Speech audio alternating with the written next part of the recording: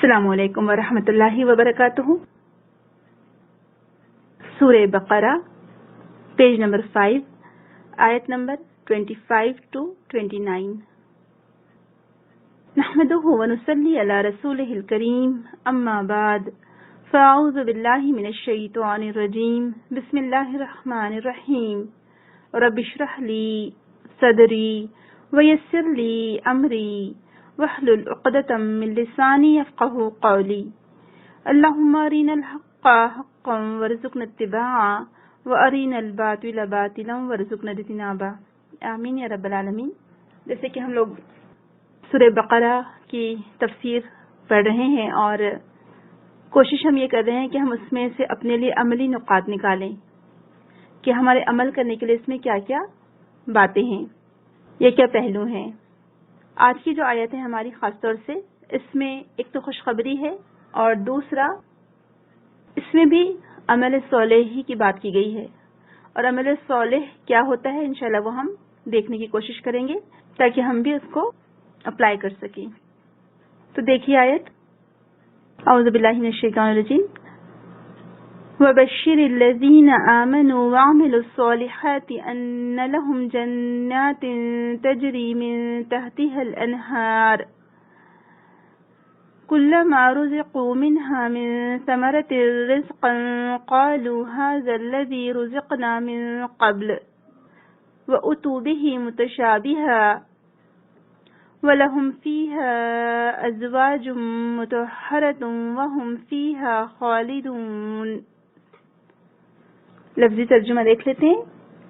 وَبَشِّرِ الَّذِينَ، اور خوشخبری دے دیجیے ان لوگوں کو، آمنو جو ایمان لائے، وَعَمِلُوا اور عمل کیے انہوں نے، الصالحات نیک، ان بے شک لہم ان کے لیے جنات باغات ہیں، تجری بہتی ہیں، من تحتہا اس کے نیچے سے، الانہار نہریں، کلما جب کبھی، رزقوا وہ دیے جائیں گے یا جب بھی وہ دیے جائیں گے، منہا اس سے، من ثمرتن کوئی پھل، منہا من ثمرتن اس میں سے کوئی پھل، رزقن بطور رزق، قالو وہ کہیں گے، ہاذا یہ، الذی جو، رزقنا دیے گئے ہم، من قبل اس سے پہلے، وَأُتُوا و اور یہاں پر حالانکہ کے لیے آئے گا، حالانکہ لائے گئے،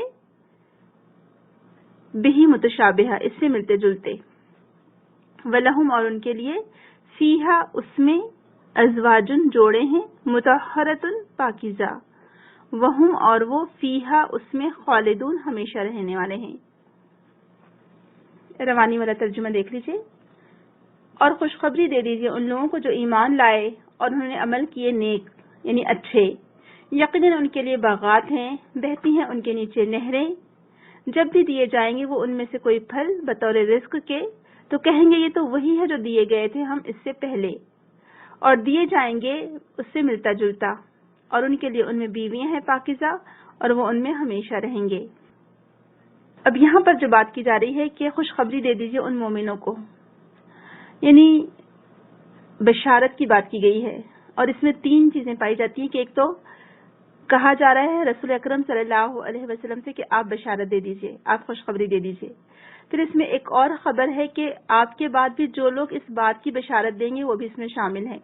پھر بشارت دی گئی کس بات کی، اس کا ذکر ہے کہ بشارت کس کے بارے میں، کس چیز کے بارے میں، اور اس سے پتہ چلتا ہے کہ یہ مستحب ہے، پسندیدگی میں آتا ہے یہ کہ اہل ایمان کو بشارت دینا، یعنی جب اللہ سبحانہ وتعالیٰ نے یہاں پر ذکر کیا بشارت کا، تو اس کا مطلب ہے کہ اللہ سبحانہ وتعالیٰ اس بات کو پسند فرماتا ہے کہ وہ اہل ایمان کو بشارت دے، خوشخبری دے۔ کیوں؟ تاکہ ان کے دل خوش ہوں، یا وہ ان اعمال کی طرف لپکیں، دوڑیں، آگے بڑھیں جن اعمال کی وجہ سے ان کو آخرت میں خوشخبری ملنے والی ہے۔ ایک اور بھی بات ہمیں پتہ چلتی ہے کہ خوشخبری مومنین کے لیے ہے، یعنی یہاں پر خاص طور سے کہا گیا ہے کہ خوشخبری کے لیے سب سے پہلی شرط ہی ایمان ہے۔ ایمان کے بغیر کوئی خوشخبری آخرت کے لیے یا بعد کی دنیا کے لیے نہیں ہو سکتی۔ تو آخرت کی دنیا کے لیے خوشخبری اگر چاہیے تو اس میں ایمان سب سے پہلی کوالٹی ہوگی، سب سے پہلے صفت ہوگی، اور اسی لیے پہلے بھی ہم نے دیکھا، آپ کو یاد ہوگا ہم نے کتاب کا آغاز جب کیا تھا سورہ بقرہ کا، اس میں ہم نے کیا پڑھا تھا کہ یہ کتاب کن لوگوں کے لیے ہدایت ہے؟ جو غیب پر ایمان لاتے ہیں، تو جو جنت اور دوزخ پر یقین رکھتے ہیں. تو یہاں پر ایمان اور پھر ساتھ میں دوسری شرط جو لگائی گئی وہ عمل الصالحات، یعنی عمل صالح کی شرط یہاں پر لگائی گئی. جیسے آپ لوگوں کو سوال بھی ہے نا کہ خوشخبری کن لوگوں کے لیے ہے اور ان کی کیا کوالٹیز ہوتی ہیں. تو سب سے پہلی بات خوشخبری مومنوں کے لیے ہے، اور ان کی کوالٹیز کیا ہے؟ وہ عمل صالح کرتے ہیں. کیونکہ ہم سب جانتے ہیں کہ عمل صالح کے بغیر کامیابی پاسبل ہی نہیں ہے. ہر جگہ آپ سورۃ العصر لے لیجئے، پچھلی دفعہ بھی جیسے ہم نے ڈسکس کیا تھا کہ بسم اللہ الرحمن الرحیم والعصر ان الانسان لفی خسر الا الذین آمنوا وعملوا الصالحات وتواصوا بالحق وتواصوا بالصبر. اس سے کیا پتہ چلتا ہے کہ ایمان والوں کے لیے ہی خوشخبری ہے، تو جو مومنین ہیں ان کے لیے خوشی کی بات ہے، اور جو ایمان لانے کے بعد عمل صالح کرتے ہیں. تو اس سے یہ بات معلوم ہوتی ہے ہم کو کہ صرف ایمان لانا کافی نہیں ہے بلکہ عمل بھی ضروری ہے کامیابی کے لیے. جیسے کہ کچھ لوگوں کا یہ عقیدہ ہو گیا تھا کہ جو کہتے تھے کہ بس ہم نے زبان سے کلمہ پڑھ لیا تو ہمارے لیے کافی ہے، ہم چاہے جتنے بھی گناہ کریں ہم کو کوئی گناہ نقصان نہیں دے گا ہمارے ایمان کی وجہ سے. اور کچھ لوگ اس طرح سے ایکسٹریم میں چلے گئے تھے اس کے اپوزٹ کہ اب ہم سے گناہ ہو گیا ہے لہٰذا ہمارے لیے کوئی توبہ کی گنجائش نہیں. ایسے لوگوں کو وہ کافر قرار دے دیتے تھے کہ جن سے گناہ ہو گیا اب یہ کافر بن گئے، مسلمان ہی نہیں رہے. تو یہ دو ایکسٹریم کے درمیان اسلام ہمیں کیا تعلیم دیتا ہے کہ مومنین کے لیے خوشخبری ہے لیکن ان کو عمل صالح کرنا ہوگا. لیکن اگر کوئی عمل صالح کرنے میں سستی اور کاہلی کرتا ہے اور اس سے پہلے ایسے کچھ کام ہو گئے جو اللہ سبحانہ تعالیٰ کی نافرمانی کے کام تھے، تو اب اگر اللہ سبحانہ تعالیٰ نے اس کو توفیق دی وہ توبہ کرتا ہے تو اس کے وہ پرانے گناہ تمام معاف ہو جائیں گے. اب وہ چاہے تھوڑے دن کے لیے ہی عمل صالح کر لے لیکن اس نے توبہ کر کے اپنی زندگی کو اب بالکل چینج کر لیا ہے، تو ایسا شخص پھر کامیاب ہوگا. تو خاص طور سے جو بات ہمارے ذہن میں آتی ہے وہ یہ ہے کہ اس میں پسندیدگی ہے، بشارت ہے کہ مومنوں کو بشارت دینا. تو اس میں ہمارے لیے بھی ایک ذمہ داری کہ جو خصوصاً جو دین کا کام کرتے ہیں، جو دین کے داعی ہیں، جو تبلیغ کرتے ہیں، ان کے لیے ضروری ہے کہ وہ مومنوں کو خوشخبری کا پیغام دیں. یہ پسندیدہ بات ہے کہ ان کو وہ سرور، وہ نشاط محسوس ہو جنت کی باتیں سن کر، جس کی بنا پر پھر وہ نیک عمل میں مزید اپنے اضافہ کریں. تو یعنی اے اللہ کے رسول صلی اللہ علیہ وسلم، آپ اور آپ کا جو قائم مقام ہے وہ خوشخبری دے دیں جو بھی آگے یہ بات پہنچا رہے ہیں. اس سے کیا پتہ چلتا ہے کہ اعمال صالحہ یہ اہل ایمان کا شیوا ہے، اور پھر اعمال صالحہ کی وجہ سے جو اس کی جزا ملے گی، اس کا بدلہ ملے گا، وہ بھی یہاں بتا دیا گیا ہے. تو یہ قرآن کا طریقہ ہے کہ وہ ترغیب اور ترہیب کو ایک ساتھ بیان کرتا ہے. یعنی جہاں خوشخبری دیتا ہے وہاں ڈراتا بھی ہے، یا جہاں ڈراتا ہے وہاں خوشخبری بھی دیتا ہے. الحمدللہ کتنا بیلنس ہے. آپ دیکھیں الحمدللہ قرآن کی تعلیمات میں ہمارا معاملہ کیا ہوتا ہے کہ جب ہم اگر کوئی تقریر کرتے ہیں، کوئی درس لیتے ہیں، تو جو ڈرائیں گے لوگوں کو اتنا ایک ایکسٹریم کی طرف لے کے چلے جائیں گے، اور پھر اس قدر ایسا ہم ماحول بنا دیں گے کہ بیچارے سامنے والے بس صرف روتے ہی رہیں گے. ان کو لگیں گے اچھا زندگی میں کوئی اب خوشی کا مقام ہی نہیں ہے، بس ہمیں دن رات روتے رہنا ہے، ہمیں فکر کرنی ہے. تو نہیں، آپ صلی اللہ علیہ وسلم نے ایسی زندگی نہیں گزاری. الحمدللہ آپ کی زندگی میں کتنا اعتدال تھا، آپ دیکھیں کتنا سکون تھا ماشاءاللہ. تو یہی قرآن کا انداز بیان ہے، یہی قرآن کا اسلوب ہے کہ وہ خوشخبری بھی دیتا ہے اور ساتھ میں ڈراتا بھی ہے. یہ جب ڈراتا ہے تو ساتھ میں خوشخبری بھی دیتا ہے، تاکہ جو مومن بندے ہیں وہ اللہ کی رحمت کی طرف رغبت رکھیں، یا اللہ کی رحمت سے رغبت رکھیں، اور ان کے دل میں اللہ سبحانہ وتعالی کے عذاب کا ڈر بھی واقعی رہے. دونوں چیزیں ہونی چاہیے مومن بندے میں. تو جو اپنے دل میں ایمان لائے اور پھر عمل صالح کرے، اور عمل صالح کا مطلب کیا ہے کہ انہوں نے اپنے جوارح سے نیک اعمال انجام دیے، یعنی انہوں نے اپنے جسم کے اعضاء سے نیک کام انجام دیے. جب عمل صالحہ انہوں نے کر لیا تو انہوں نے اصل میں بات کی تصدیق کر لی کہ وہ مومن ہے. یعنی ایک شخص جیسے ایک زبان سے اس نے ایمان لا لیا، اب وہ کہے کہ بس میں تو مسلمان ہوں، میرا نام مسلمان ہے، بس مجھے عمل کرنے کی کیا ضرورت ہے، کیونکہ میں تو مسلمان ہوں تو میں تو سیدھے جنت میں جاؤں گا. تو نہیں، ایسا نہیں ہے.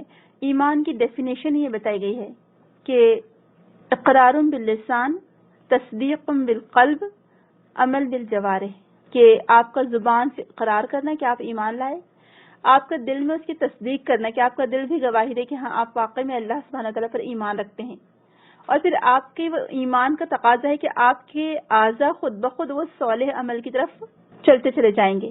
تو یہی ایمان کی ڈیفینیشن ہے. تو اللہ سبحانہ تعالیٰ نے عمل خیر کو صالحات سے تشبیہ دی ہے، صالحات سے مثال دی ہے. یعنی عمل صالح کے ذریعے سے پھر کیا ہوتا ہے کہ بندہ اپنے دینی اور دنیاوی کاموں میں اپنی اصلاح کرتا چلا جاتا ہے، یعنی اس کے جو کام ہے وہ بہتر سے بہتر ہوتے چلے جاتے ہیں، اور فساد ختم ہوتا ہے.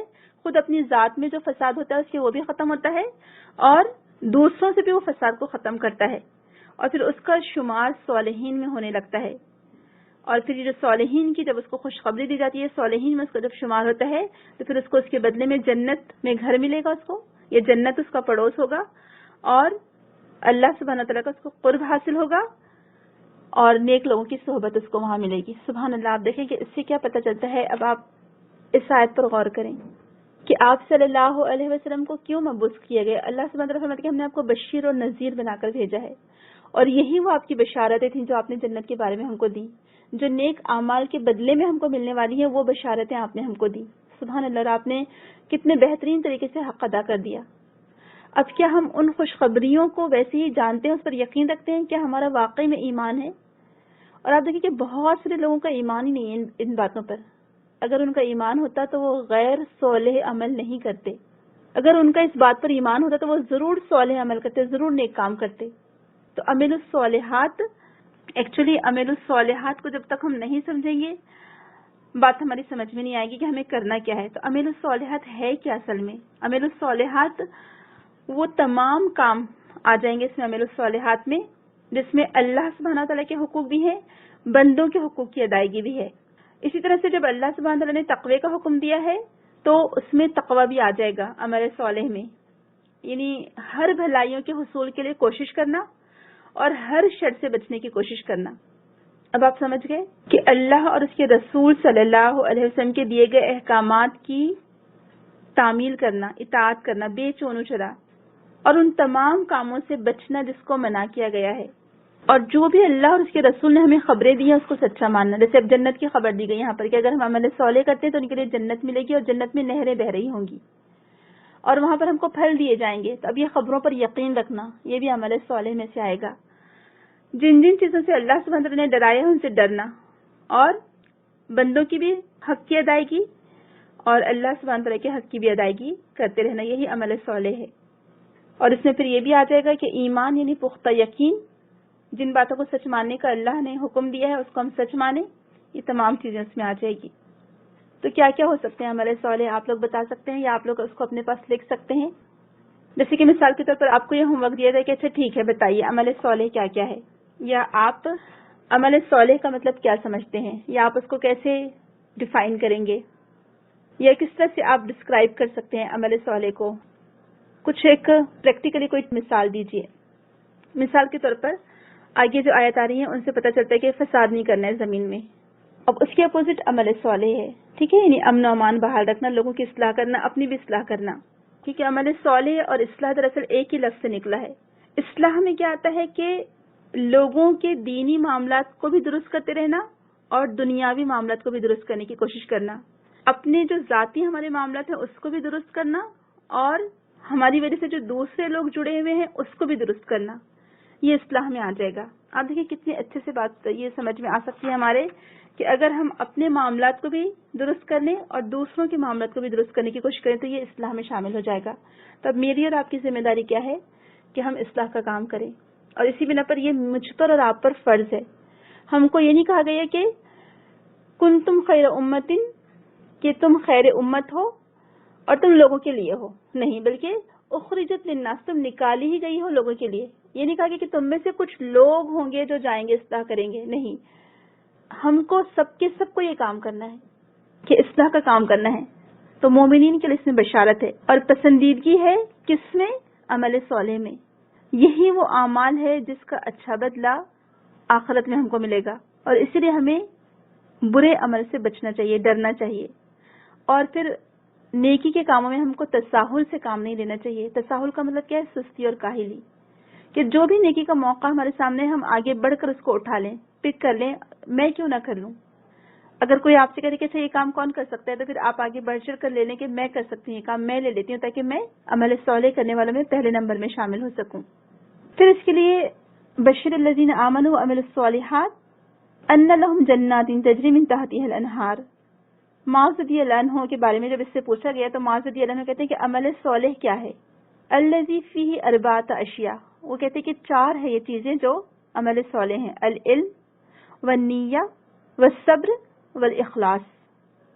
یعنی آپ کو یاد ہوگا کہ معاذ رضی اللہ عنہ بارے میں آتے ہیں، معاذ بن جبل کے بارے میں کہ ان کو فقیہ کہا گیا ہے اور آپ صلی اللہ علیہ وسلم کی زندگی میں بھی وہ فتویٰ دیا کرتے تھے. اور آپ صلی اللہ علیہ وسلم نے فرمایا کہ قرآن سیکھنا ہو تو اس میں ایک نام آپ نے جو 4 لوگوں کے نام لیے تھے اس میں ایک نام آپ نے معاذ رضی اللہ عنہ کو بھی دیا تھا. یعنی اتنے ماشاءاللہ وہ انٹلیکچوئل تھے, قرآن کے بڑے عالم تھے, اور آپ صلی اللہ علیہ وسلم نے ان کو یمن بھیجا تھا اور وہاں پر وہ فتوے دیا کرتے تھے.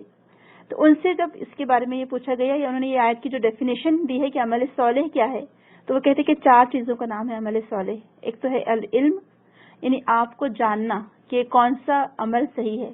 اور واقعی میں آپ دیکھیں کہ کتنی ضروری ہے یہ بات. اگر ہم کو معلوم ہی نہیں ہوگا کہ کیا چیز صحیح ہے اور کیا غلط ہے تو پھر ہم ڈفرینشیٹ کیسے کر سکیں گے؟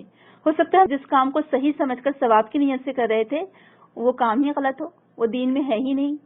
تو اس لیے علم ضروری ہے. دوسرا نیت, کسی بھی کام کے لیے ہم جانتے ہیں کہ اسلام میں ہر انسان کو وہی ملے گا جو اس کی نیت ہوگی, جس کام کی اس نے نیت کی ہوگی. جیسے کہ حدیث جو بہت مشہور حدیث ہے کہ جس نے دنیا کے لیے کسی عورت کے لیے یا کچھ اور دنیاوی فائدے کے لیے ہجرت کی تو اس کی ہجرت ادھر مانی جائے گی, اور جس نے اللہ سبحانہ وتعالی کی خاطر ہجرت کی اس کی ہجرت وہ مانی جائے گی. تو لکل امرئ ما نویٰ, کہ ہر ایک کے لیے وہ ہے جو اس نے نیت کی ہے. تو بس مہاجر کی ہجرت اسی لیے کاؤنٹ ہوتی ہے جس کے لیے وہ نیت کرتا ہے. تو نیت بہت زیادہ ضروری ہے کسی بھی کام سے پہلے. اور پھر تیسرا ہے صبر. جب آپ اس راہ میں قدم رکھتے ہیں تو آپ کو استقامت چاہیے, آپ کو ڈٹرمنیشن اختیار کرنا ضروری کہ جب آپ نے ایک راہ کو تھام لیا, اس کو پکڑ لیا, تب اس پر جمے رہیں, ڈٹے رہیں. کوئی چیزیں آپ کو ڈاواڈول نہ کر سکے, ڈگمگا نہ سکیں آپ کے قدم. آپ کو صبر بہت زیادہ ضروری ہے. اور چوتھی چیز ہے اخلاص. ہم سب جانتے ہیں نا کہ اخلاص نہ ہو کام میں تو وہ عمل لکڑی کی تلوار کی طرح جلا دیا جائے گا آگ میں. جیسے لکڑی کی تلوار ہوتی ہے اور وہ سوائے آگ میں جلانے کے کچھ کام نہیں آ سکتی, وہ دشمن سے بچاؤ نہیں کر سکتی آپ کا. دشمن پر آپ اگر وار کرتے ہیں اس تلوار سے تو وہ آپ کے لیے کوئی کارگر ثابت نہیں ہوگی. تو لکڑی کی تلوار آگ میں تو جلائی جا سکتی ہے لیکن اس سے کوئی کام نہیں لیا جا سکتا. تو اسی طرح سے بغیر خلوص کے جو اعمال ہوں گے وہ جہنم میں جلائے جانے کے قابل ہوں گے, اس کا کوئی بدلہ نہیں ملے گا اچھا. تو اسی لیے ہمارے اعمال کو جانچیں اور پرکھیں ہم لوگ کہ آیا اس میں کوئی اور جھوٹ یا کھوٹ تو نہیں شامل ہو گیا. ہم نے یہ کام کس کے لیے کیا, خالص اللہ سبحانہ تعالیٰ کے لیے یا کسی کو دکھانے کے لیے. تو ایسے یہ عمل صالح ہے جو معاذ بن جبل رضی اللہ عنہ نے اس کی ڈیفینیشن دی ہے. پھر جو دوسری بات کہی گئی اس میں کہ ان کے لیے جنہوں نے ایمان لائے اور عمل صالح کیے تو ان کے لیے کیا ہے, جنتیں ہیں. اور پھر جنت کی خوبصورتی یا اس کا بیان کمپلیٹ نہیں ہوتا جب تک کہ اس کے لیے نہروں کا لفظ نہ آ جائے. تجری بہتی ہے من تحتها الانہار, اس کے نیچے سے نہریں. سبحان اللہ, یعنی منظر کتنا خوبصورت ہوگا. اور اسی بات کو کہا گیا ہے کہ اکمل المحاسن الجنات جریان المیاہ فی خلالیہا, کہ جنت کے جو محاسن ہے, جو اس کی خوبصورتی ہے, جو اس کا حسن ہے, بغیر پانی کے, بغیر نہروں کے نہیں ہے. تو اس میں تمام خوبصورتی جمع کر دی جائے گی جنت میں, اور جمع کر دی گئی ہے. تمام خوشخبریوں کو, تمام اچھی چیزوں کو جنت میں جمع کر دیا گیا ہے. یہ اللہ سبحانہ تعالیٰ مومن بندوں کو عطا کریں گے یہ جنت, جسے کسی کان نے نہیں سنا, کسی آنکھ نے نہیں دیکھا.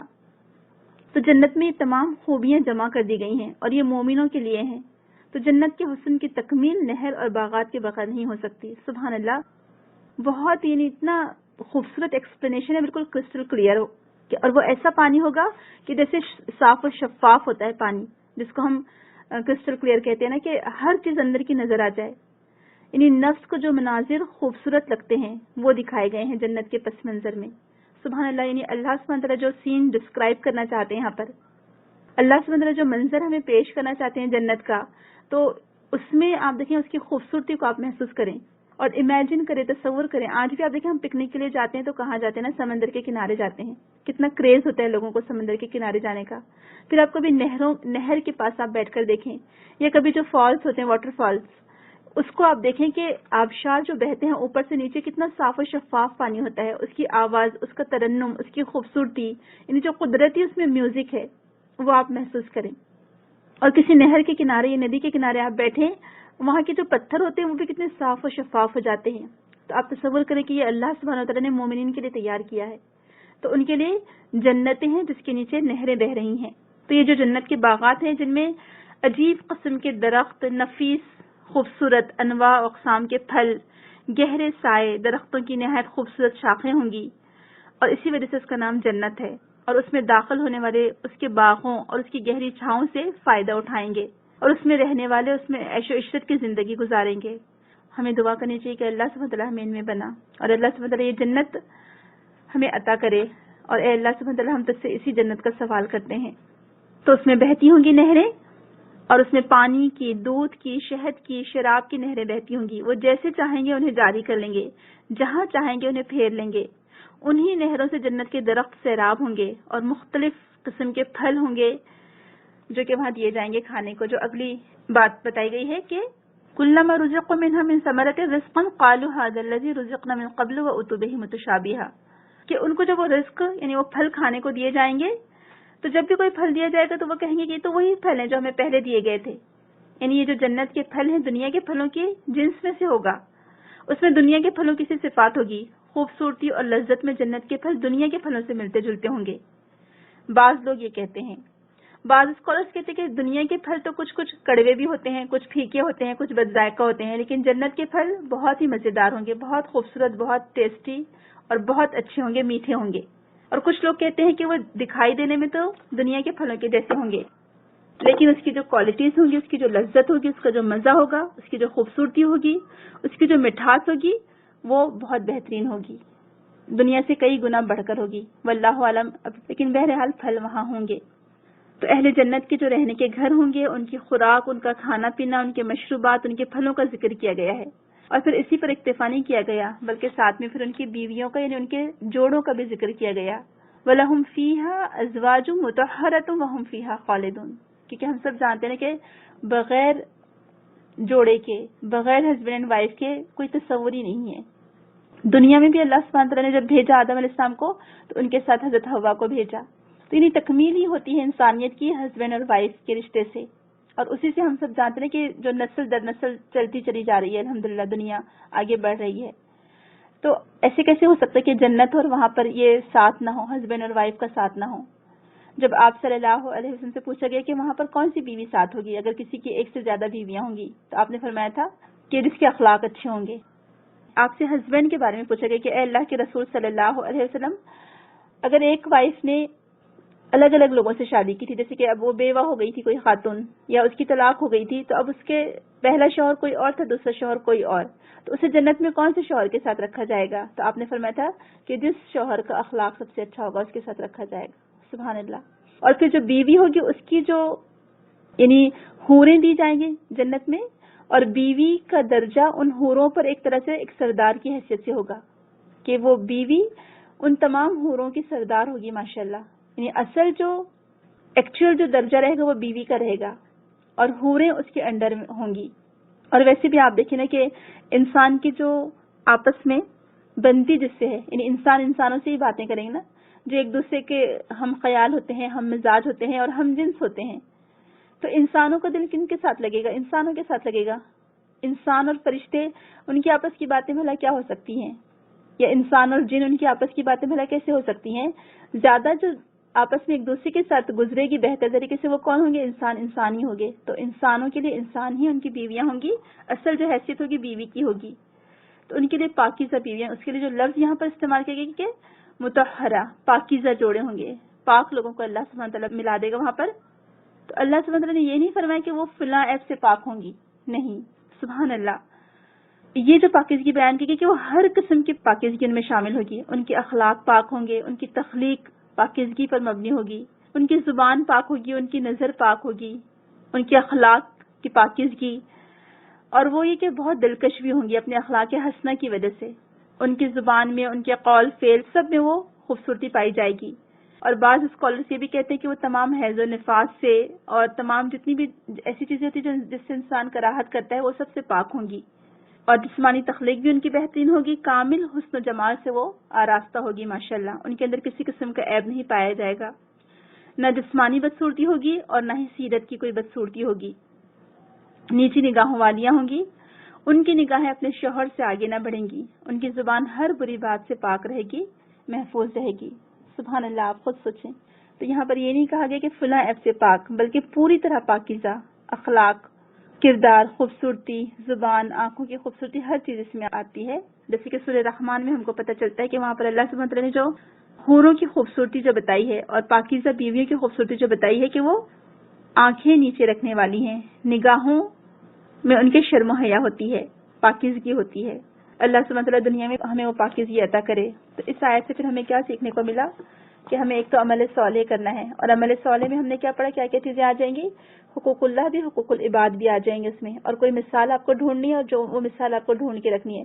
ایک چھوٹی سی مثال آپ دیکھ لیں کہ عمل صالح کیا ہے کہ اپنی ذات سے برائی کو دور کرنا، ایک تو انفرادی، دوسرا دوسروں میں اگر کوئی برائی ہم دیکھ رہے ہیں تو اس کو دور کرنے کی کوشش کرنا. یہ عمل صالحہ ہے کہ جو میں اپنی ذات کے لیے پسند کرتی ہوں میں دوسروں کے لیے بھی پسند کروں.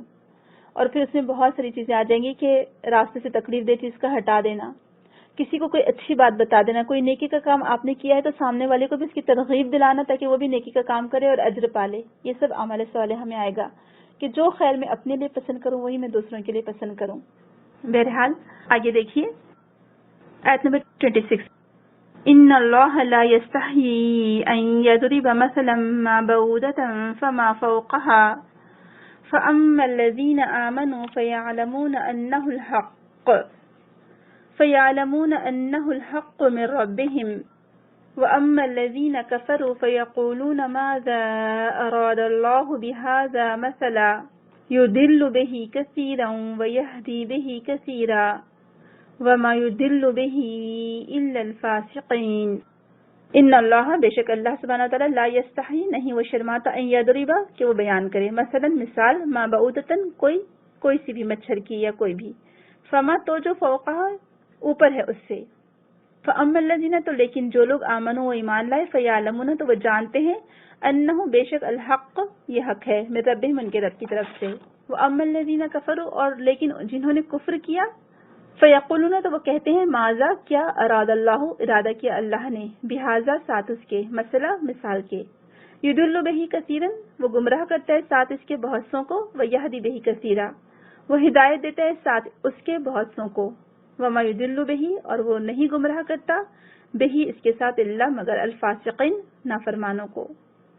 فاسقین فاسین قاف سے ہے، اللہ سبحانہ وتعالی کی حدود کو توڑنے والا. روانی والا ترجمہ دیکھیے. بلا شبہ اللہ سبحانہ وتعالی نہیں شرماتا اس بات سے کہ بیان کرے مثال کوئی سی بھی، مچھر کی یا اس چیز کی جو اس سے بھی عظیم ہو یا حقیر ہو یا اس سے بڑھ کر ہو. بس لیکن ایمان والے تو وہ جانتے ہیں کہ بلا شبہ وہ حق ہے ان کے رب کی طرف سے. اور لیکن جو لوگ کافر ہوئے تو وہ کہتے ہیں کیا ارادہ کیا اللہ نے اس مثال سے، گمراہ کرتا ہے اللہ تعالیٰ اس سے بہتوں کو اور ہدایت دیتا ہے اس سے بہتوں کو، اور نہیں گمراہ کرتا اس سے مگر فاسقوں کو ہی. اللہ سبحانہ وتعالی محفوظ رکھے. پہلی آیت میں خوشخبری کی بات تھی، اور خوشخبری سے مطلب اس میں کیا ذکر تھا کہ ایک تو خوشخبری دینے والے جو محمد صلی اللہ علیہ وسلم تھے جس کو خوشخبری دی گئی، یعنی جو لوگ جتنے بھی سننے والے ہیں اور اس کو لینا چاہ رہے ہیں، اور جس چیز کی خوشخبری دی گئی یعنی جنت، اور وہ سبب جو اس خوشخبری کا باعث بنتا ہے، یعنی کیا سبب اس خوشخبری کا باعث بنا، عمل صالحہ. ٹھیک ہے، تو یعنی عمل صالحہ کی وجہ سے وہ خوشخبری ملی. تو اب جو آپ کی جگہ جو خوشخبری دیتا ہے وہ بھی دراصل اس میں شامل ہے، یعنی جو علم کو پھیلانے والے لوگ ہیں، جو تبلیغ کرنے والے لوگ ہیں، آپ صلی اللہ علیہ وسلم کے بعد آپ کی امت میں سے جتنے لوگ یہ کام کریں گے وہ آپ کے اس بات کو آگے پہنچائیں گے، خوشخبری دیں گے. اب اس کے بعد پھر کیا بتایا جا رہا ہے کہ اب ایسے بھی لوگ ہیں جو اس قرآن سے فائدہ اٹھاتے ہیں اور کچھ اس سے نقصان اٹھاتے ہیں. ہم نے پہلے کیا پڑھا تھا شروع میں کہ ہدی للمتقین، یہ کتاب کن کے لیے ہدایت ہے، متقین کے لیے. اب اس کتاب سے اللہ سبحانہ وتعالی بہت سے لوگوں کو راہ راست بھی دکھاتا ہے اور گمراہ بھی کرتا ہے. اب یہاں پر اللہ سبحانہ وتعالی فرما رہے کہ اللہ سبحانہ وتعالی اس بات سے نہیں شرماتا کہ وہ مچھر یا اس سے بھی کوئی چھوٹی چیز کی مثال بیان کرے، اس سے بھی حقیر چیز کی. ایکچولی یہاں پر بات مچھر کی یا مکھی کی نہیں ہے، بات یہاں پر کیا ہے کہ اس مثال کے پیچھے کیا حکمت ہے یا وہ مثال کس حکمت پر مبنی ہے. تو اللہ سبحانہ وتعالی اس بات سے نہیں شرماتا کہ وہ مثالوں سے بات کو سمجھائے. اور اگر آپ دیکھیں گے تو قرآن بھرا پڑا ہے مثالوں سے. اب جن کو نہیں ماننا ہوتا ہے نا، تو جب وہ مثالیں آتی ہیں تو پہلے وہ کہتے ہیں کہ اچھا ہم کو کچھ اور حقیقت بتاؤ. جب مثالیں دی جاتی تو کہتے ہیں کہ اچھا یعنی یہ مثال سے اللہ سبحانہ وتعالی نے کیا ارادہ کیا. یعنی وہ مثال کو ماننا نہیں چاہتے، وہ مثال کے پیچھے چھپی ہوئی حکمت کو نہیں دیکھتے، بس وہ یہ دیکھتے ہیں کہ اچھا یہ تو اتنی چھوٹی سی مثال، اتنی حقیر سی مثال، تو بس اس کے پیچھے پڑ جاتے ہیں.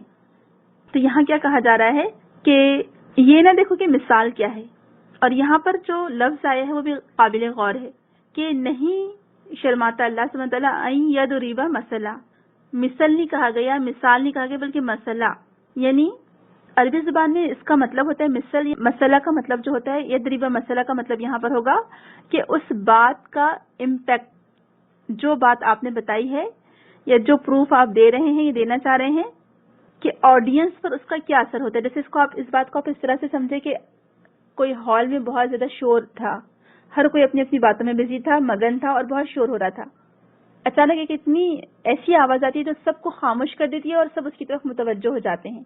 تو یہ مسئلہ کا مطلب ہوتا ہے. تو اللہ سبحانہ تعالیٰ قرآن میں جو مثالیں بیان فرماتا ہے یا جو مثالیں دیتا ہے، ایکچولی اس سے لوگوں کو متوجہ کرنا ہوتا ہے اور لوگوں پر اس کا اثر ہوتا ہے. یہ عربی زبان میں اس کا ہے کہ آڈینس پر اس کا کچھ اثر ہو، ایک لمحے کے لیے سب لوگ مبہوت ہو جائیں یا متوجہ ہو جائیں، لوگ اس کی طرف راغب ہو جائیں. تو یہاں پر اللہ سبحانہ تعالیٰ نے اس لیے یہ بات نہیں نازل فرمائی کہ کوئی جسٹیفیکیشنز نہیں دیے جا رہے ہیں، بلکہ اللہ سبحانہ تعالیٰ ان لوگوں کی ایکچولی دیکھا جائے تو جو لوگ یہ فاسق تھے یا جو اصلاح کرنے والے نہیں تھے، ان کا دھیان کس طرف جاتا ہے؟ وہ یہی چیزوں پر بس غور و فکر کرتے ہیں. وہ ہمیشہ متشابہات کی پیروی کرتے ہیں یا ہمیشہ مین میخ نکالیں گے. جو صحیح پارٹ ہے اس کو وہ نہیں لیں گے، جو نہیں سمجھ میں آنے والا ہے اس کو لیں گے. تو اب یہاں پر اللہ سبحانہ تعالیٰ فرما رہا ہے کہ جن کو نہیں ماننا ہوتا ہے وہ ان مثالوں سے الٹا گمراہ ہو جاتے ہیں، اور جن کو ماننا ہوتا ہے وہ سمجھ جاتے ہیں کہ ان کے رب کی طرف سے یہ حق ہے. جیسے کہ اللہ سبحانہ تعالیٰ نے سورہ حج میں فرمایا، مکھی کی مثال دی ہے کہ لم یخلقوا ذبابا، کہ یہ لوگ تو ایک مکھی بھی نہیں پیدا کر سکتے. یہ جن کو انہوں نے بت بنایا ہوا ہے، یہ بتوں کی تو اتنی کوئی ویلیو یا کوئی حقیقت ہی نہیں ہے کہ یہ مکھی نہیں پیدا کر سکتے، بلکہ اگر مکھی ان کے پاس سے کوئی چیز لے جائے تو یہ اسے واپس بھی نہیں لا سکتے. سبحان اللہ، کتنی بہترین مثال ہے. لیکن کچھ لوگ ایسی مثالوں سے الٹا گمراہ ہوتے ہیں. اور یہاں پر جو لفظ آیا ہے کہ جو لوگ ایمان والے ہیں وہ تو اس کو رب کی طرف سے حقیقت مان لیتے ہیں، حق مان لیتے ہیں، لیکن جن لوگوں نے کفر کیا تو وہ کہتے ہیں کہ اس سے اللہ سبحانہ تعالیٰ نے کیا ارادہ کیا. تو اللہ تعالیٰ نے یضل بہ کثیرا، اب دیکھیں پہلے دلالت کی بات ہے کہ گمراہ کرتا ہے بہت سوں کو، وہ یہدی بہ کثیرا، اور ہدایت دیتا ہے بہت سوں کو. تو زیادہ تر کیا ہوتے ہیں؟ گمراہ ہی ہوتے ہیں. پہلے سے ایک سوچ لے کر آنا، پہلے سے ایک لمیٹڈ سوچ لے کر آنا قرآن کی طرف کہ قرآن تو ہے ہی مشکل، قرآن کی طرف آنے سے تو ہماری زندگی مشکل ہی ہو جائے گی. اور پھر قرآن کی طرف آتے تو ایک ٹپیکل یا ایک پرٹیکولر سوچ لے کر آتے ہیں اور پھر اپنے انہی زہر بھرے ہوئے ذہن کے ساتھ قرآن کو پڑھتے ہیں. تو پھر کیا ہوگا؟ وہ زہر ہی پھیلے گا نا. تو نہیں، قرآن کے لیے ایک اصول دیا گیا کہ قرآن پڑھنے کے لیے جب تم آؤ تو سادہ سلیٹ کی طرح صاف ذہن لے کر آؤ. اگر صاف ذہن لے کر آؤ گے تو کچھ نہیں بھی ہوگا ذہن میں تو اللہ سبحانہ تعالیٰ تمہارے ہدایت کا سامان پیدا کر دے گا. لیکن پہلے سے ایک لمیٹڈ سوچ لے کر آؤ گے تو پھر تم اس سے گمراہ ہو جاؤ گے. آپ دیکھیں کہ قرآن سے بھی بھلا لوگ گمراہ ہوتے ہیں. تو جی ہاں، قرآن سے بھی گمراہ ہوتے ہیں لوگ. اللہ سبحانہ تعالیٰ محفوظ رکھے کہ اللہ سبحانہ تعالیٰ ہمیں اس سے ہدایت حاصل کرنے والا بنائے، اس سے فائدہ اٹھانے والا بنائے اپنی اس کتاب سے. کیونکہ اللہ کے رسول نے فرمایا کہ القرآن حجت لک او علیک، کہ قرآن یا تو تیرے لیے حجت ہے یا تیرے خلاف ہے، اور یہ قرآن یا تو تیرے حق میں گواہی دے گا یا تیرے خلاف گواہی دے گا. اور اللہ سبحانہ تعالیٰ اس کتاب کے ذریعے سے بہت سوں کو اٹھاتا ہے اور بہت سوں کو نیچے گراتا بھی ہے یہ کتاب کی وجہ سے. تو اللہ سبحانہ تعالیٰ اگر کوئی چھوٹی سی اشیاء کی مثال دے رہا ہے، چاہے وہ کتنی بھی حقیر کیوں نہ ہو، اور فما فوقا یعنی مچھر سے اوپر کی مثال، اس کے بارے میں اسکالرس نے الگ الگ رائے دی ہے کہ کوئی کہتے ہیں کہ مچھر سے اوپر بھی جو یعنی اور باریک جو کیڑے ہوتے ہیں جو ہم کو بعض اوقات دکھائی بھی نہیں دیتے ہیں، جو جراثیم وغیرہ ہیں، وہ ہے. یا کچھ اسکالرس کہتے ہیں کہ اس سے عظیم تر، اس سے کوئی بڑی تر مثال دے. تو دونوں بھی اس میں معنی ہو سکتے ہیں، اللہ سبحانہ تعالیٰ بہتر جانتا ہے. تو جو لوگ ایمان لائے ہیں، آپ دیکھیں پھر ایمان والوں کا فائدہ کیا ہو رہا ہے یہاں پر. ایمان کا کتنا بڑا فائدہ. تو ایمان کیا؟ یقین کا نام ہے. آپ کا غیب پر ایسا یقین ہو کہ آپ جو چیزیں آپ آج اپنی آنکھوں سے نہیں دیکھ رہے ہیں، آپ کو ایسے لگے کہ میں دیکھ رہی ہوں گویا اپنی آنکھوں سے. یہ ایمان اور یقین ہوتا ہے. تو جو لوگ ایمان لاتے ہیں وہ جان لیتے ہیں کہ ان کے رب کی طرف سے حق ہے، وہ غور و فکر سے کام لیتے ہیں، اور پھر ان کے ایمان میں مزید اضافہ ہوتا ہے جب وہ حق بات کی پیروی کرنے لگتے ہیں، اور وہ سمجھ جاتے ہیں کہ ان مثالوں سے ضرور کوئی نہ کوئی اللہ سبحانہ تعالیٰ ہمیں فائدہ پہنچائے گا. لیکن کافر کیا کرتے ہیں؟ ان کے گمراہی میں اضافہ ہوتا ہے. تو جب بھی کوئی صورت یا کوئی آیت نازل ہوتی تھی تو جو منافقین تھے وہ کہتے تھے کہ ان آیتوں سے اللہ سبحانہ تعالیٰ نے کیا ارادہ کیا. یا وہ لوگ آپس میں ایک دوسرے سے پوچھتے کہ اچھا یہ صورت نازل ہوئی تو اس سے کس کے ایمان میں اضافہ ہو، کس کا ایمان بڑھا. سورہ توبہ میں ہے وَإِذَا مَا أُنزِلَتْ سُورَةٌ فَمِنْهُم مَّن يَقُولُ أَيُّكُمْ زَادَتْهُ هَٰذِهِ إِيمَانًا. کہ جب کوئی صورت نازل کی جاتی ہے تو ان میں سے بعض مذاق کے طور پر کہتے ہیں کہ اس صورت نے کس کا ایمان زیادہ کیا ہے، اور جن لوگوں کے دل میں ایمان ہوتا ہے تو وہ اس صورت کے نازل ہونے سے اور خوش ہوتے ہیں، اور جن کے دل میں نفاق کی بیماری ہے تو وہ اس صورت کی وجہ سے اور مزید گمراہی کی طرف چلتے چلے جاتے ہیں۔ اللہ تعالیٰ محفوظ رکھے۔ تو قرآن آیات کچھ لوگوں کے لیے آزمائش ہوتی ہے، کچھ لوگوں کے لیے حیرت، اور کچھ لوگوں کے لیے گمراہی اور شر میں اضافے کا ذریعہ بنتی ہے۔ تو اس لیے جب بھی قرآن کی طرف آئیں تو ہمیشہ دعا کریں اللہ سبحانہ تعالیٰ سے کہ اللہ سبحانہ تعالیٰ میرا دل کھول دے ان آیات کو سمجھنے کے لیے، ان آیتوں کی حکمتوں کو سمجھنے کے لیے میرا سینہ کھول دے اے رب العالمین۔ اور آپ یقین جانیے کہ یہی وہ قرآن تھا جس نے اس قوم کو جو کہ اتنی بہکی ہوئی تھی اور بھٹکی ہوئی تھی، اس قرآن نے ان کا راستہ ہی بدل دیا، ان کو دنیا کا عالم اور پیشوا بنا دیا۔ آج ان کا نام ادب اور احترام سے لیا جاتا ہے۔ وہ عرب کے صحرا نشین، وہ بادیہ نشین، وہ بکریاں چرانے والے، وہ ایسے لوگ تھے کہ جن کی طرف کوئی نظر ڈالنا گوارا نہیں کرتا تھا۔ سبحان اللہ، اللہ سبحانہ وتعالی نے اس قرآن کی بدولت ان کو کیا اعلیٰ مقام عطا کر دیا۔ آج ہم بھی اگر حاصل کر سکتے ہیں وہ اپنی کھوئی ہوئی عزت، اپنی کھوئی ہوئی دولت، تو اسے قرآن کی وجہ سے حاصل کر سکتے ہیں۔ یقین جانیے یہ قرآن ہمیں دنیا کا پیشوا اور امام بھی بنا سکتا ہے، لیکن ہم نے تو اس قرآن سے بس چھوٹی چھوٹی چیزیں حاصل کر لی نا۔ اچھا، ہم نے اس کو بس گھول کر پینے کا ذریعہ بنا لیا، جن اور بھوتوں کو بھگانے کا ذریعہ بنا دیا، یا تو ہم اس کی آیتوں کو گھول کر پیتے ہیں، یا تعویذ بنا کر گلوں میں ڈال لیتے ہیں، یا خوبصورت لکھ کر دیواروں پہ لگا دیتے ہیں۔ بس ہم سمجھتے کہ یہی ہم نے حق ادا کر دیا قرآن کا، یہی تو ہے قرآن کا مقصد۔ نعوذ باللہ، کہ قرآن اس کے لیے آیا تھا؟ یہ قرآن تو ہمیں اونچا اٹھانے کے لیے آیا تھا، یہ قرآن تو ہمیں دنیا کی پیشوائی اور امامت دینے کے لیے آیا تھا، اور آج بھی یہ دینے کو تیار ہیں، لیکن ہم آگے بڑھ کر اس کو لے تو لیں۔ کیا حال ہے آج ہمارا؟ آج ہم جب قرآن پڑھتے ہیں تو کیا ہم سمجھنے کی کوشش کرتے ہیں؟ جو اسکالرز کہتے ہیں کہ یہ قرآن کو صرف تبرک کے طور پر پڑھنا، یہ بھی قرآن کے حقوق میں کمی کرنا ہوگا، کیونکہ صرف تبرک کے لیے اگر ہم پڑھتے ہیں تو پھر تو ہم سمجھنے کی کوشش نہیں کرتے نا، تو پھر ہم اس کے احکامات کو جانیں گے کیسے؟ آپ بتائیں۔ تو یہ اگر اللہ سبحانہ تعالیٰ کی نعمتیں ہم حاصل کرنا چاہتے ہیں، اگر ہم وہ خوش قسمت لوگ بننا چاہتے ہیں، خوش قسمتی کی انتہا تک پہنچنا چاہتے ہیں، اگر ہم وہ تکمیل سعادت چاہتے ہیں کہ یہ نعمتیں ہمیں ہمیشہ کے لیے ملیں، تو اس کے لیے پھر ہمیں اللہ سبحانہ تعالیٰ کی فرما برداری کرنی ہوگی، اور اللہ سبحانہ تعالیٰ کی فرما برداری کے لیے ہمیں اس قرآن کی طرف راغب ہونا ہوگا۔ تو اگر ہم کو جنت میں پرماننٹ ریزیڈنسی چاہیے، اگر ہم کو وہ ہمیشہ کی خوشخبری چاہیے، تو یہ قرآن تو کانگریچولیٹ کرتا ہے، کہ سرٹیفائڈ کر رہا ہے کہ آج جو تمہاری بھی ہے خوشخبری، تمہیں کو ملے گی وہ وہاں کی رہائش جنت کی۔ تم کو بس کام کیا کرنا ہے؟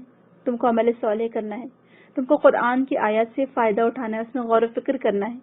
تو اس سے اللہ تعالیٰ نہیں گمراہ کرتا لیکن فاسقوں کو۔ اب یہاں پر یہدی بہ کثیرہ، یضل بہ کثیرہ اور یہدی بہ کثیرہ، اور وما یضل بہ الا الفاسقین۔ اب فاسق کون ہوتے ہیں؟ فاسق فسقہ سے جیسے بھی آپ کو بتایا تھا، جب بھی کوئی لفظ فا سے آتا ہے عربی زبان میں، جیسے فجرہ فسقہ، تو اس کا مطلب ہوتا ہے پھٹنا، پھٹ کر باہر نکلنا۔ فجرہ کا مطلب یہ ہوتا ہے جیسے جب پاؤ پھٹتی ہے، اور فسقہ ایکچولی یہ کلی کے لیے آتا ہے۔ کلی جو ہوتی ہے نا، برڈ جو فلاور کے کھلنے سے پہلے، اس سے پہلے جو اس کی پوزیشن ہوتی ہے تو وہ بند ہوتا ہے فلاور نا، اور پھر وہ کیا ہوتا ہے اس کے سارے پتے کھلتے چلے جاتے ہیں جب وہ فلاور بنتا ہے۔ تو اس سے پہلے کی جو اس کی پوزیشن ہوتی ہے، جب وہ کلی کی پوزیشن میں ہوتا ہے، تو وہ اس کے لیے بھی فسقہ کا لفظ آتا ہے عربی زبان میں، اور پھر کیا ہوتا ہے وہ بالکل کھلنا شروع ہو جاتا ہے۔ تو فاسق وہ جو اللہ سبحانہ تعالیٰ کی حدود کو کراس کر کے باہر چلا جائے، جو اللہ تعالیٰ کی حدود کو پھاڑ دے، کراس کر لے، جو اس میں سے شگاف ڈال کر باہر نکل جائے اللہ سبحانہ تعالیٰ کی حدود میں سے، وہ فاسق ہوتا ہے۔ اور فاسق علماء کرام کہتے ہیں دو قسم کے ہوتے ہیں فاسق۔ فسق کی جو ہے دو قسمیں ہوتی ہیں۔ ایک قسم تو وہ ہے جو انسان کو اسلام ہی سے نکال دیتی ہے، خارج کر دیتی ہے، اور فسق کی دوسری قسم وہ ہے جو انسان کو ایمان کے دائرے سے باہر تو نہیں نکالتی، لیکن وہ اللہ سبحانہ تعالیٰ کی سزا کا مستحق بن جاتا ہے۔ تو فاسق وہ جو اللہ سبحانہ تعالیٰ کی حدود کو توڑ دے، جو اللہ سبحانہ تعالیٰ کی حدود کو کراس کرے، اور یہ مسلمان بھی ہو سکتا ہے، کافر بھی ہو سکتا ہے، کوئی بھی ہو سکتا ہے، جو بھی اللہ سبحانہ تعالیٰ کی حدود کو توڑے گا وہ اسی ڈیفینیشن میں وہ آئے گا۔ تو اب یہ فاسقوں کا جو آگے بتایا جائے کہ جو فاسقوں کی مذموم جو کوالٹیز ہوتی ہیں وہ کیا ہے، یا فاسقوں کی خصلت کیا ہوتی ہے۔ ایک تو وہ اصلاح سے اپوزٹ کام کرتے ہیں، اصلاح نہیں کرتے، فساد کرتے ہیں، اور اللہ سبحانہ تعالیٰ کی آیات پر یقین نہیں رکھتے۔ ٹھیک ہے، تو اب دیکھتے ہیں کہ آگے اللہ سبحانہ تعالیٰ کیا فرما رہا ہے۔ آگے کی آیت دیکھیے، الذين ينقضون عهد الله من بعد ميثاقه ويقطعون ما أمر الله به أن يؤصل ويفسدون في الأرض أولئك هم الخاسرون. الذين وہ لوگ ينقضون وہ توڑتے ہیں عہد اللہ اللہ سبحانہ تعالیٰ کے عہد کو من بعد میثاقہ اس کے پختہ کرنے کے بعد ويقطعون اور کاٹتے ہیں یہ ٹکڑے ٹکڑے کرتے ہیں ما امر اللہ جو حکم دیا اللہ نے بہی ساتھ اس کے ان یؤصل کہ وہ ملایا جائے ویفسدون اور وہ فساد کرتے ہیں فی الارض زمین میں اولئک وہی لوگ ہم الخاسرون نقصان اٹھانے والے ہیں.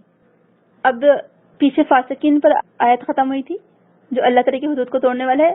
وہ فاسقین کیسے ہوتے ہیں آگے بتا دے گی کہ الذین جو اللہ سبحانہ تعالیٰ کے عہد کو توڑتے ہیں جن کو اللہ سبحانہ تعالیٰ نے ملانے کا حکم دیا ہے.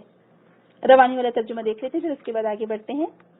وہ جو توڑتے ہیں عہد اللہ کا بعد اس کے پختہ کر لینے کے اور کاٹتے ہیں اس چیز کو کہ حکم دیا ہے اللہ نے اس کی بابت کہ اسے ملایا جائے یعنی اس کے بارے میں کہ اس کو ملایا جائے اور فساد کرتے ہیں زمین میں یہی لوگ خسارہ اٹھانے والے ہیں. اب آپ دیکھیں کہ ہم نے پیچھے کیا پڑھا تھا مفلحون فلاح پانے والے اور یہاں کیا ہے ہم الخاسرون خسارہ پانے والے. تو فاسق خسارہ پانے والے ہوتے ہیں اور جو متقین ہیں وہ کامیاب ہوتے ہیں مفلحون ہوتے ہیں. مفلحون کا اپوزٹ خاسرون اور فاسقین کا اپوزٹ متقین. اب ہم کو جب کمپیئر کرنا ہے اپنے آپ سے اب یہ آیت مجھے اور آپ کو بہت غور سے سمجھنی ہے. اس میں میرے اور آپ کے لیے کیا حکم ہے اور میں اس پر کیسے غور و فکر کروں گی یا میں اور آپ اس کو کیسے پریکٹیکلی سمجھنے کی کوشش کریں گے. کہ فاسق کی سب سے پہلی کوالٹی ہوتی ہے کہ وہ عہد کو توڑتا ہے وہ وعدہ خلافی کرتا ہے وہ وعدے کی پابندی نہیں کرتا. اور اس میں دونوں عہد کی بات ہے. ایک عہد الست کی بات ہے جو کہ سورہ آراف میں آیت 177 میں آیا ہے کہ الست بربکم کیا میں نے تم سے عہد نہیں لیا تھا تو کہیں گے کہ قالوا بلا ہاں بالکل وہ گواہی دیں گے کہ ہم نے عہد کیا تھا اللہ سبحانہ تعالیٰ آپ سے. تو ایک وہ عہد الست ہے جو کہ اللہ سبحانہ تعالیٰ نے آدم علیہ السلام کی ذریت سے تمام لوگوں سے لیا تھا. اللہ سبحانہ تعالیٰ نے سب کی روحوں کو سامنے لا کر اور یہ اللہ سبحانہ تعالیٰ کے لیے کوئی ناممکن نہیں ہے سب کی روحوں سے اللہ سبحانہ تعالیٰ نے یہ عہد لیا تھا کہ کون ہے تمہارا رب کہ تم گواہی دو گے تو سب نے کہا تھا کہ ہاں اللہ سبحانہ تعالیٰ ہی ہمارا رب ہے ہم گواہی دیتے ہیں. تو ایک تو وہ عہد کو توڑتے ہیں کہ اللہ سبحانہ تعالیٰ کے ساتھ شرک کرتے ہیں. دوسرا عہد وہ جو انسانوں کا انسانوں کے ساتھ ہوتا ہے جو وہ اللہ سبحانہ تعالیٰ کے نام پر کرتا ہے. اور ایک وہ عہد کہ آپ صلی اللہ علیہ وسلم کو اللہ کا رسول ماننا کہ یہ بھی سب رسول ہر رسول اپنے لوگوں سے عہد لیتے تھے کہ میرے بعد جو بھی رسول آئے گا تم کیا کرو گے اس کی بات مانو گے. تو سب ہر کوئی عہد کرتے تھے کہ ہاں ہم اس کی بات مانیں گے اس رسول پر ایمان لائیں گے. تو رسول پر ایمان لانا ان کی اطاعت کرنا یہ بھی اس عہد کو پورا کرنا ہوگا. تو جو رسول کی اطاعت نہیں کرتا اس کا مطلب وہ عہد کو توڑتا ہے. تو پختہ کرنے کے بعد توڑتے ہیں. تو عہد کا لفظ عام ہے اس سے مراد وہ عہد بھی ہے جو ان کے اور ان کے رب کے درمیان تھا اور آپس میں جو ہم ایک دوسرے کے ساتھ عہد کرتے ہیں وہ عہد ہے. تو اب ہم دیکھتے ہیں کہ قرآن میں عہد کو پورا کرنے کی بہت تاکید آئی ہے. عہد مطلب جو ہم ایک دوسرے سے وعدہ کرتے ہیں یا جو ہمارے ایک دوسرے پر حق بنتا ہے وہ حق کو ادا کرنا. تو کافر تو ان عہدوں کی پرواہ کرتے ہی نہیں ہیں بلکہ وہ توڑتے ہیں اور ہر وہ کام کرتے ہیں جو اللہ سبحانہ تعالیٰ نے منع کیا ہے. اور یہی پھر لوگ فاسق بھی ہیں. تو اب وہ مسلمان بھی ہو سکتے ہیں کافر بھی ہو سکتے ہیں. دوسری بات وَيَقْطَعُونَ مَا أَمَرَ اللَّهُ بِهِ أَن يُوصَلَ اور اس چیز کو قطع کرتے ہیں جس کے ملانے کا اللہ سبحانہ تعالیٰ نے حکم دیا ہے. اس میں بہت ساری چیزیں شامل ہیں. پہلے اللہ نے ہمیں حکم دیا کہ ہم اس کے ساتھ تعلق کو جوڑیں جو ہمارے اور اللہ کے درمیان ہے اور اس کا تقاضا یہ ہے کہ ہم اللہ سبحانہ تعالیٰ پر ایمان لائیں اور اس کی عبادت کریں.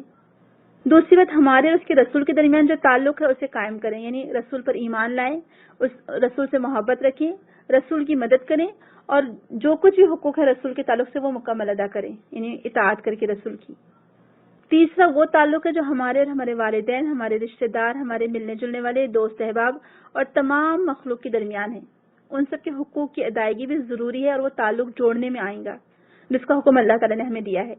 اور اہل ایمان ان تمام رشتوں کو جوڑتے ہیں ان تمام حقوق کو ادا کرتے ہیں تعلقات کو جوڑے رکھتے ہیں جن کو اللہ تعالیٰ نے جوڑنے کا حکم دیا ہے اور اس کو بہترین طریقے سے ادا کرتے ہیں.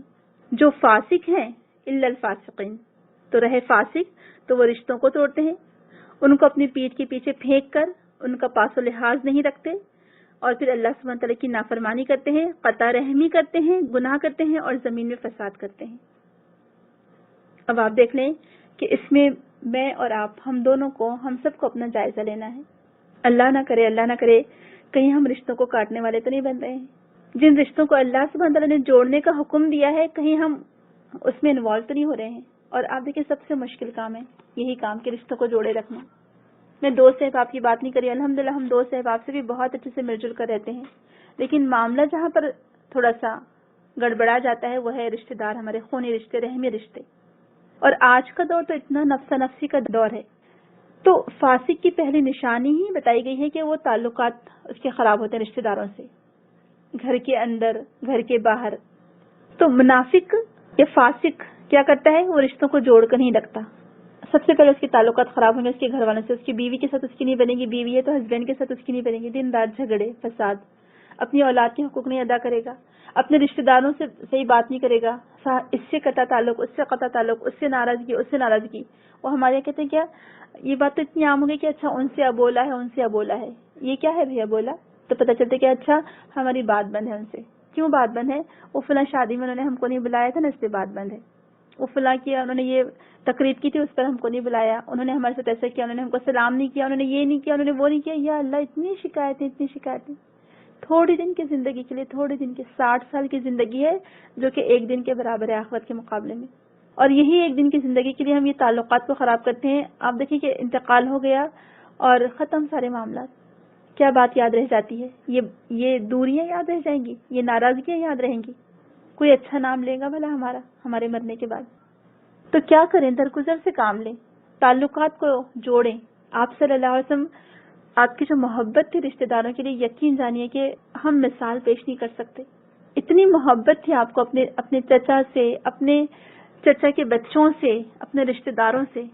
اپنی چچی کو آپ اپنی امی کہا کرتے تھے, اپنے چچا کو اپنے والد کے برابر درجہ دیتے تھے. کہ جب حمزہ رضی اللہ عنہ شہید ہوئے تو آپ کی آنکھوں سے آنسو جاری ہو گئے.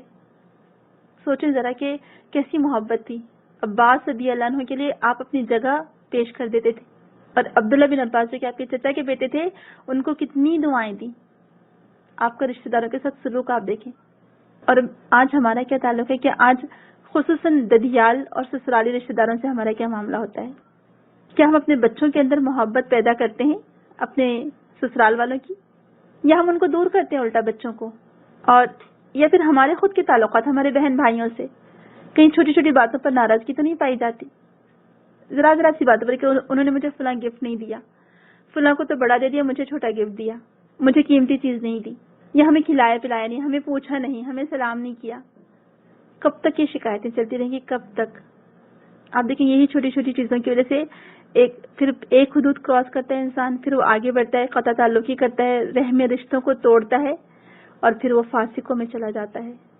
جتنے درجے کا اس کے اندر پھر یہ قطع تعلقی ہوگی اتنے درجے کا اس کے اندر فسق ہوگا, پایا جائے گا. اور کیا بتایا جا رہا ہے کہ یہی خاسر ہیں. خسارہ یعنی ایسا نقصان جو کہ ہم سورۃ العصر میں بھی پڑھتے ہیں, ان الانسان لفی خسر, کہ گھاٹے میں انسان, یعنی ایسا نقصان کہ جس کی بھرپائی ہو ہی نہیں سکتی. پھر ہر چیز سے پھر وہ محروم ہو جائے گا. یعنی خاسرون یا خسارہ جس میں ہر بھلائی سے محرومی ہے. پھر اب آپ خود سوچ لیں کہ کیا ہم وہ خسارہ برداشت کر سکتے ہیں بھلا, دنیا اور آخرت کا خسارہ. اور اسکالرز کہتے ہیں کہ خسارے کا مطلب ہے اس میں کوئی نفع نہیں ہے. جی, تو رشتوں کو توڑتے ہیں جبکہ جوڑنے کا حکم دیا ہے اللہ سبحانہ تعالیٰ نے. اب رشتوں کو توڑنا کیا ہے, یہی چھوٹی چھوٹی باتوں پر ناراض ہونا. تو اب ہم کیا کریں گے, آج ہی ہم اپنے ایسے رشتہ دار کے یہاں وزٹ کریں جن سے ہماری کچھ ناراضگی چل رہی ہو, یا ایسے رشتہ دار جن سے آپ ناراض ہوں یا وہ آپ سے ناراض ہوں, یا کوئی ایسی کچھ بات ہو گئی ہو جن سے انبن ہو گئی ہو, تو ان کو آپ ہدیہ بھیجیں گے اور رشتہ داروں کو جوڑنے کی کوشش کریں گے. آپ دیکھیں یہ بھی اصلاح کے کاموں میں آئے گا, یہ بھی صالح اعمال ہوں گے. کون سے صالح اعمال ہوں گے کہ کوئی دو لوگ جو آپس میں ناراض ہوں آپ ان دونوں کو ملا دیں, ٹھیک ہے. اور خصوصاً جیسے اکثر ایسا ہوتا ہے کہ جو بعض اوقات لڑکیاں یا خواتین اپنے میکے والوں سے ناراض ہوتی ہیں, اپنے بھائیوں سے, اپنے ہی ماں باپ سے, اپنی بہنوں سے, یا پھر والدین سے بلا وجہ کی ناراضگی کہ اچھا میرے والدین نے مجھے تو کم جہیز دیا, میری بڑی بہن کو زیادہ دیا, میری چھوٹی بہن کو فلاں چیز دی مجھے نہیں دی. یا پھر ہمارے بھائیوں کا آپس میں اس طرح سے والدین سے ناراض ہونا کہ اچھا ہمارے ایک بھائی کو تو پڑھا دیا ہم کو نہیں پڑھایا. اس طرح کی جو ہے شکایتیں والدین سے, تو یہ درست نہیں ہے. آپ دیکھیں والدین کا بہت بڑا درجہ ہے, اور ذرا ذرا سی باتوں پر یا تو والدین کو بلیم کرنا یا بہن بھائیوں کو بلیم کرنا، تو یہ نہ سوچے کہ صرف سسرالی رشتہ داروں سے یہ انبن ہوتی ہے، نہیں، بلکہ میکے والوں سے بھی انبن ہوتی ہے۔ تو پھر آج کی ہماری ذمہ داری کہ آج کی آیت سن کر آپ کیا کریں گے کہ وزٹ کریں گے اپنے رشتہ داروں کے پاس آپ جائیں گے، اور جو ناراضگیاں ہیں ان ناراضگیوں کو آپ دور کریں گے، اور اگر آپ دیکھتے ہیں کہ کوئی 2 لوگ ناراض ہیں تو ان دونوں کو ملانے کی کوشش کریں گے۔ یہ بہت بڑی اصلاح کا کام ہے، بہت بڑی نیکی کا کام ہے، تو یہ کام ہم کریں گے۔ تو جو فاسق ہوتے ہیں وہ رشتوں کو توڑتے ہیں۔ کہا جاتا ہے کہ سعد بن ابی وقاص نے جو کہا تھا کہ فاسق کون ہے؟ فاسق ہوتے ہیں جو قرآن سے گمراہ ہوتے ہیں۔ تو جو کوئی قرآن سے گمراہ ہوتا ہے وہ فاسق ہوتا ہے اصل میں، یعنی قرآن پڑھ کر بھی اس کو ہدایت نہ ملنا۔ تو کیونکہ قرآن ہمیں کیا حکم دے رہا ہے؟ رشتوں کو جوڑنے کا حکم دے رہا ہے۔ اب اگر کوئی رشتوں کو توڑتا ہے تو اس کا مطلب وہ کون ہوا؟ وہ فاسق ہوا۔ تو ایمان مومن میں دراصل سمجھداری پیدا کر دیتا ہے، مومن کے اندر، مومن کو سمجھدار بنا دیتا ہے اس کا ایمان۔ تو رشتوں کو جوڑنے کا حکم دیا ہے تو ان کو توڑتے ہیں، یہی فاسق ہیں جو قرآن سے گمراہ ہوتے ہیں۔ اور فساد کا مطلب ہوتا ہے کہ زمین کے امن و امان کو ڈس بیلنس کرنا، اس کو بگاڑنا۔ جیسے بتائیں اگر کوئی لوگ فساد کریں گے زمین میں، جب وہ کرپشن پھیلائیں گے تو جو دوسرے لوگ ہیں وہ اس سے سفر ہوں گے نا، یعنی پریشانی میں مبتلا ہوں گے لوگ۔ تو یہ جو لوگ فاسق ہوتے ہیں وہ زمین پر فساد کرتے ہیں، جب وہ فساد کرتے ہیں تو اس کی وجہ سے دوسروں کو نقصان ہوتا ہے۔ تو ایکچولی جب وہ دوسروں کو نقصان پہنچاتے ہیں تو اس کا مطلب وہ خود نقصان اٹھا رہے ہیں، ان کو اللہ تعالیٰ نے پھر خاسرون کہا ہے۔ اور فاسق کیا ہوتا ہے؟ وہ اللہ سبحانہ وتعالیٰ کا نافرمان ہوتا ہے۔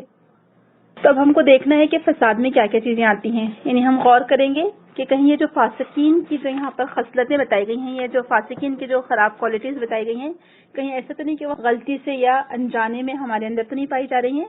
اس کو ہمیں غور و فکر کرنا ہے، اس بات پر ہمیں غور و فکر کرنا ہے۔ آگے دیکھیں آیت نمبر 28، کیف تکفرون باللہ وکنتم امواتا فاحیاکم ثم یمیتکم ثم یحییکم ثم الیہ ترجعون۔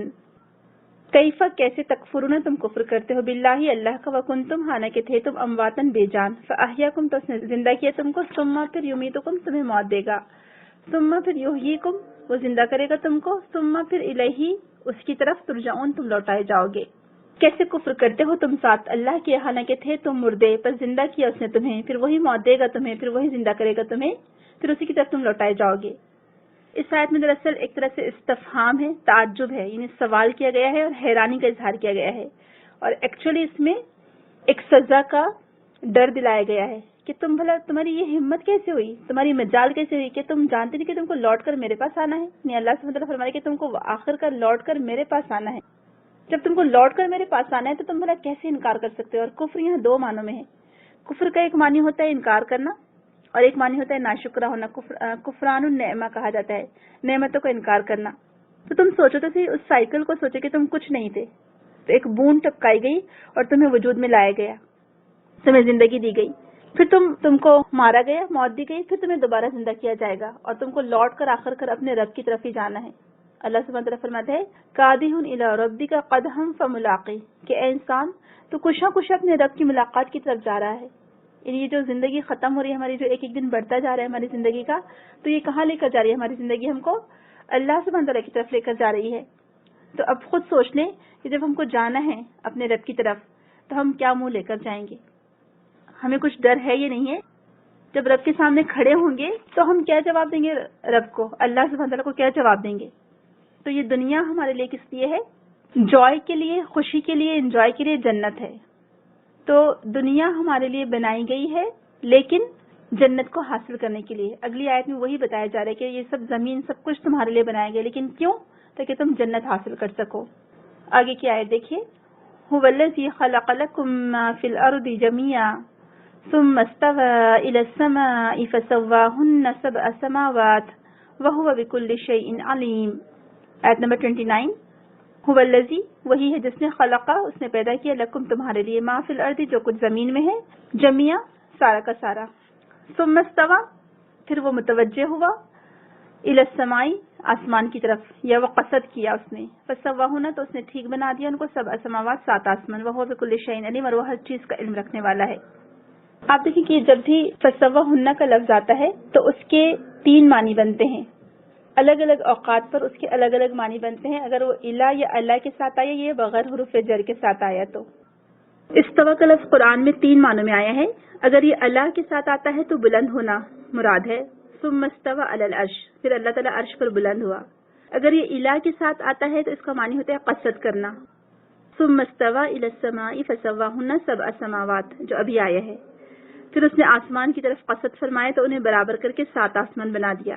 اگر یہ کسی حروف جر کے بغیر استعمال ہو تو اس کا مطلب ہوتا ہے کامل ہونا، جیسے کہ ولما بلغ اشدہ واستوى، جب آپ یعنی موسیٰ علیہ السلام اپنی پوری طاقت کو یعنی جوانی کو پہنچے اور کامل ہو گئے. تو یہ 3 معنی میں آتے ہیں، لہٰذا اس کو دھیان رکھنا ہے کہ جب وہ استوى علی العرش کے لیے آئے گا تو مطلب ہے اللہ سبحانہ وتعالیٰ عرش پر بلند ہوا، استوى فرمایا یہ عرش پر بلند ہوا.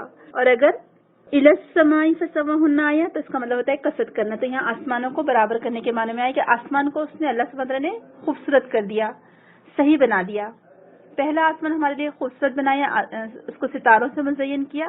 اور کیوں یہ اللہ سبحانہ وتعالیٰ فرما رہا ہے تاکہ ہم شکر گزار بندے بنے، اللہ تعالیٰ کی قدرت کو سمجھے، کیونکہ وہ بکل شیء علیم، اس کے پاس ہر چیز کا علم ہے. وہ اصل علم اللہ سبحانہ وتعالیٰ کے پاس ہے. ہم کو ہمارے ساتھ جو بھی کچھ ہو رہا ہے ہم نہیں جانتے کہ اس میں ہمارے لیے کیا خیر ہے کیا بھلائی ہے. تو اب یہ جو دنیا اللہ تعالیٰ نے ہمارے لیے بنائی، آپ خود سوچیں کہ یہ اللہ سبحانہ وتعالیٰ نے اللہ تعالیٰ فرما رہے کہ خلق لکم ما فی الارض جميعا، سب کا سب اللہ تعالیٰ نے تمہارے لیے بنا دیا. تب تم کیا کرو؟ اللہ سبحانہ وتعالیٰ کا شکر ادا کرو. تو یہ دنیا ہمیں جنت حاصل کرنے کے لیے دی گئی ہے، اور جنت میں پھر کیا ہوگا؟ صرف انجوائمنٹ. تو ان آیات سے یہ جو متشابہات میں سے کہ اللہ سبحانہ وتعالیٰ جو 7 آسمان بنائے ہمیں نہیں معلوم کیسے بنائے ہیں. پہلا آسمان ہم جانتے ہیں، اس کے اوپر جو آسمان ہے یہ غیب میں سے ہے، اور یہ آسمان کو بھی اللہ سبحانہ وتعالیٰ نے کیسے بنایا ہے وہ ہم نہیں جانتے، یہ بھی غیب میں سے ہے. بس ہمیں دور سے دکھائی دیتا ہے کہ اس کے اوپر ستارے ہیں.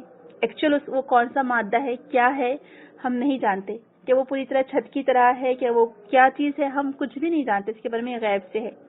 عمر رضی اللہ عنہ کے پاس ایک دیہاتی کو لایا گیا اور وہ کہہ رہے تھے کہ مجھے فسواهن سبع سماوات سمجھ میں نہیں آ رہا ہے. تو انہوں نے عمر رضی اللہ عنہ نے، کیونکہ صحابہ کرام تو بہت ڈرتے تھے متشابہات کے بارے میں آیات سے، تو انہوں نے اس کے سر پر ایک زور سے مارا. تو اس سے کہا کہ کیا اب سمجھ میں آیا تمہارے؟ تو وہ سمجھا یا نہیں سمجھا ہوگا، لیکن وہ یہ بات سمجھ گیا کہ اس کے بارے میں ایسے سوالات نہیں کرنے چاہیے. اور اس نے کہا کہ ہاں ہاں سمجھ میں آ گیا. تو صحابہ کرام متشابہات آیات کو ایکسپلین کرنے سے بہت ڈرتے تھے، کیونکہ یہ اللہ سبحانہ تعالیٰ کے علم قدرت ہے، اور علم اللہ سبحانہ تعالیٰ کے علم سے ہے یہ کہ اس نے کیسے آسمان بنایا اللہ تعالیٰ ہی جانتا ہے، ہم نہیں جانتے. ہم کو بہت محدود علم دیا گیا ہے.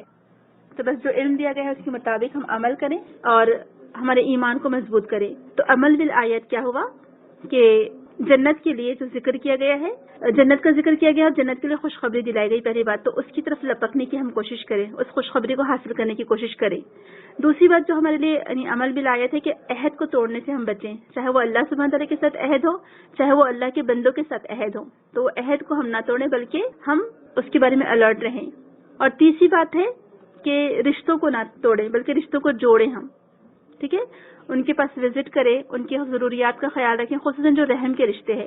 ہم سب جانتے ہیں کہ اللہ سبحانہ تعالیٰ فرماتے کہ رحم مجھ سے ہے، جو اس کو کاٹے گا میں اس کو کاٹوں گا، جو اس کو جوڑے گا میں اس کو جوڑوں گا. رحم رحمان سے مشتق ہے.